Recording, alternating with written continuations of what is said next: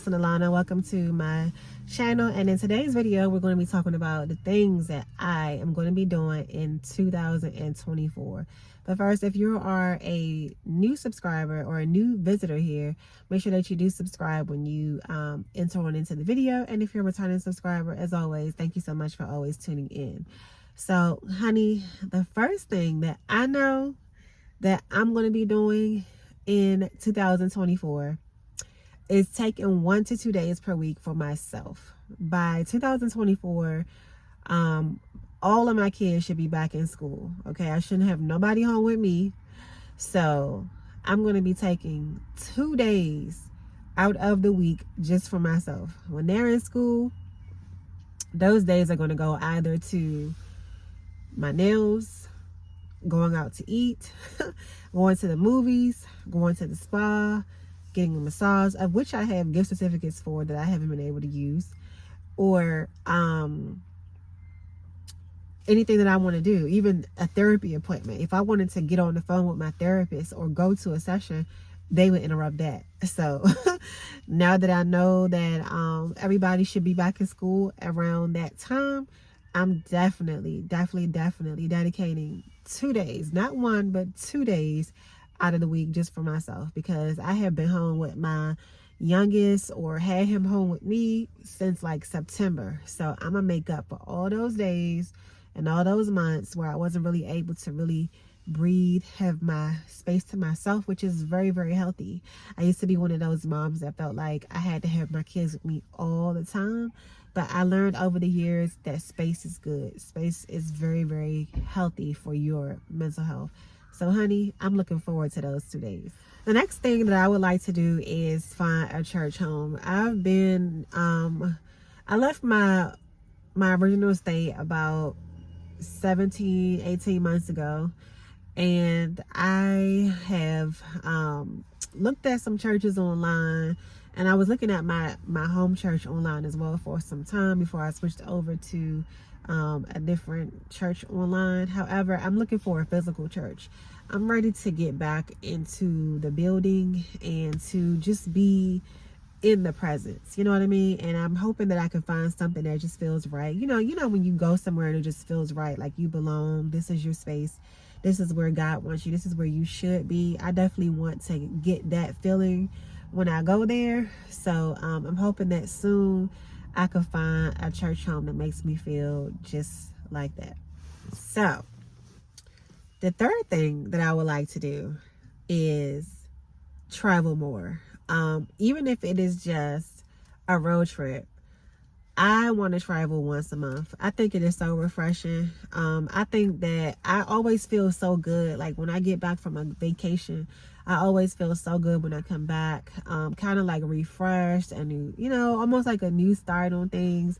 Just a getaway is so good for your mental health. Like just that break where you're not worried about work or the kids or the house or the bills, or you know what I mean? Like that type of thing. Like if you can just really just have that time to just enjoy life, to just enjoy being yourself, to just float around in the pool, to relax, to try some different cuisines, just really just live. You know what I'm saying?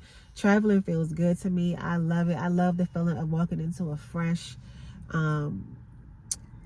luxurious hotel and just staying there and feeling like, hey, this is how I want to live. I deserve to be here. I deserve this. Like, so I just really am looking forward to traveling this year.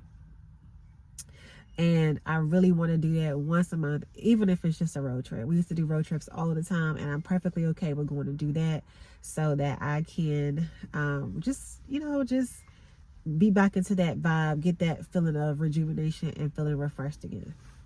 All right, so number four is family dinners. Okay, so I cook at home. I cook for my kids. We eat dinner together at home, but I want to be out in the restaurant setting. I want to at least once a month go out with my kids, and I want them to get the feel of luxurious dining. So sitting at the table, using their knife and fork, using their napkins, wearing a cute little nice little suit, you know, to dress up and just feel like it's special. Dinner with family is special.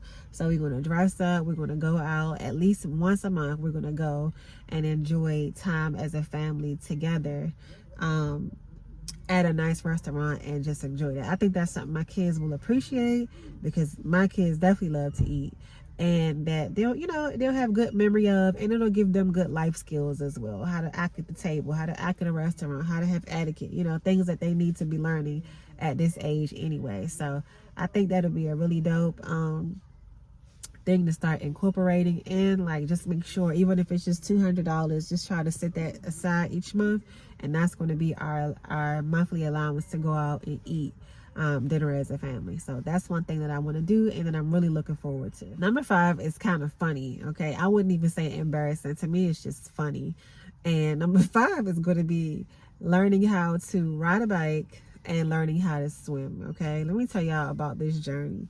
So way back, like, I don't even know, Aiden was like little, probably like 3 or 4 years old. I was trying to learn how to ride a bike, and I was literally just falling off the bike, stumbling off the bike. It was just so bad. It was so bad. I was actually over one of my siblings' houses trying to ride my nephew's bike, and it was so bad. So some years went by. I go and I have August, and after my 6 weeks checkup, I decided, you know what, I'm gonna start learning how to ride a bike. I just really want this skill. I want this skill so bad.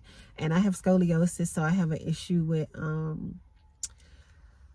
like disbalance and stuff like that anyway, because of the way that my body is curved.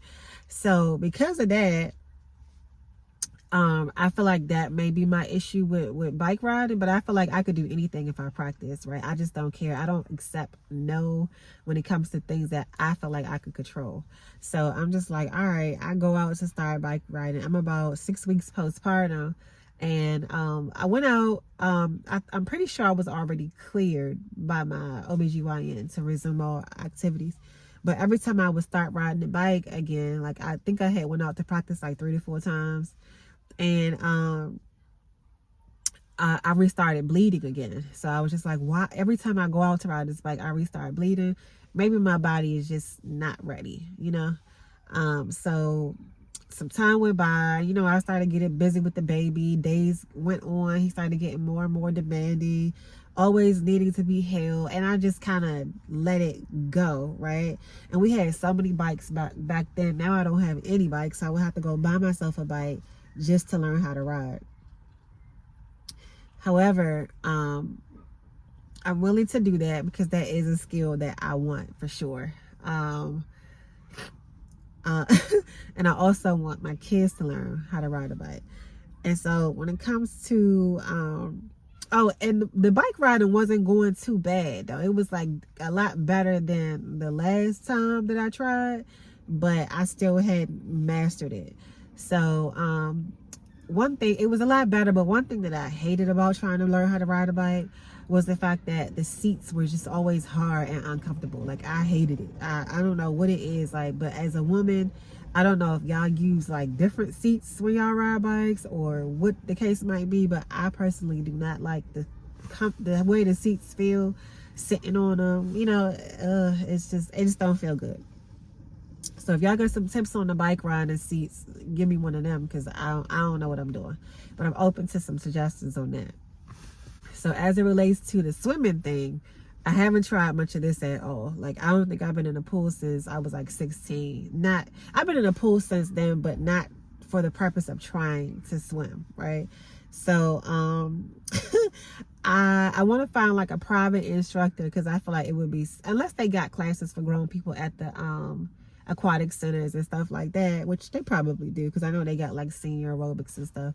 But I definitely want to learn how to swim. That's the skill that I want even more than bike riding, because I feel like that one is even more important. I'm not afraid of the water, but I just don't know what to do. You know what I mean? I just want to learn what to do and practice. Like, I'm the type of person that likes to practice something. Once you teach me what I should be doing, let me go and let me practice. And then you can correct me along the way if I'm still not doing something right or whatever the case is.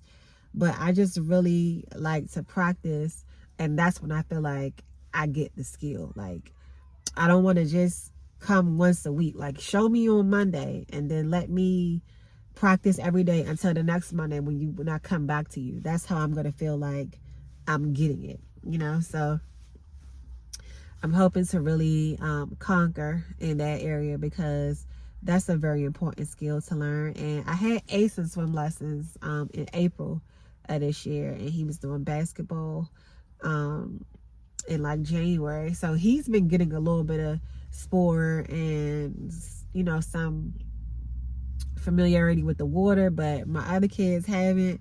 August can go to swim class with him when he's 3. He can actually go now, but I don't want to get in the water with him. I want it to be where he just can freely go in there and do it himself. I don't want him to have any dependency on me at all in the water. So when he's 3, I'm going to put him in there with Ace, the 3 to 5 year old class, and they can do it together. So yeah, we're gonna give that a shot for all of us, but most importantly me. I want to learn to swim probably more than anybody else wants to learn. Number 6 is I want to give more. I kind of talk about this throughout my videos on the regular, about how giving is what I believe activates your breakthrough. It might sound a little bit crazy to some. If you need, why would you give? But that is exactly what you should be doing. You should be giving and doing more of what you want. So I definitely want to give more. I want to be of service more to people that I feel like are worse off than me, and really just begin to make a difference in the world. You don't have to have a lot to be giving, and I feel like with the right heart you can do anything you need to do for other people. And the 7th thing is going to be learn a new language. I've been wanting to master a new language fully, 100%, not just knowing 40% or 30%, like 100%. I want to be fluent in Spanish and a couple of other languages as well. But this year I think I might just focus on Spanish, because I'm probably like 30 to 40% of the way there. So I definitely want to focus on that, master that, and then pick up a couple of more. Also, I want that for my kids as well. One of my kids is supposed to be going to a Spanish immersion school for next year. So I'm definitely going to brush up on my skills as well, so I can help him with like homework and just learning the vocabulary and the Spanish language as he, you know, begins to maneuver his way through that school year. So I'm looking forward to that, and pretty much everything on my list. I'm excited about all the things, you know, finding some good hobbies, getting into some fellowships, it's just all good. You know what I'm saying? I feel like nothing bad could come from anything on this list. So yeah, we are going to be looking forward to accomplishing these things in 2024. And I gotta go because the crazy people just came back in the car and it's about to get real wild. So see y'all in the next video. Bye.